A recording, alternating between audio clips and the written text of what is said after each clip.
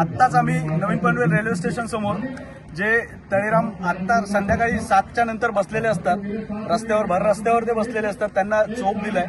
त्याच्यानंतर आम्ही सेक्टर 3 मध्ये नवीन पनवेल सेक्टर 3 मध्ये मनसे मैदानासमोर आलेलो आहे।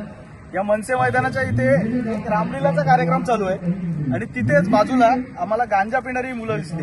हे बघा आणि त्यांच्याकडे हा गांजा पण भेटलेला आहे आम्हाला आणि अशा दारू पिणाऱ्या गांजा पिणाऱ्यांना इथून पण आम्ही चोप दिलेला आहे आणि इथून पळवलेलं आहे। तर माझी प्रशासनाला विनंती आहे की तुमचं याकडे दुर्लक्ष का होतंय। जर मनसे इथपर्यंत पोहोचू शकते तर प्रशासनाने आधी पोहोचलं पाहिजे। जर उद्या इथे कोणत्या गंभीर घटना घडली तर त्याला जबाबदार कोण राहील। त्यामुळे माझी प्रशासनाला विनंती आहे की या सर्वांकडे गांभीर्याने लक्ष द्या। मराठी माणसाचं आणि महाराष्ट्राच्या हक्काचं न्यूज चॅनल मराठी न्यूज 9।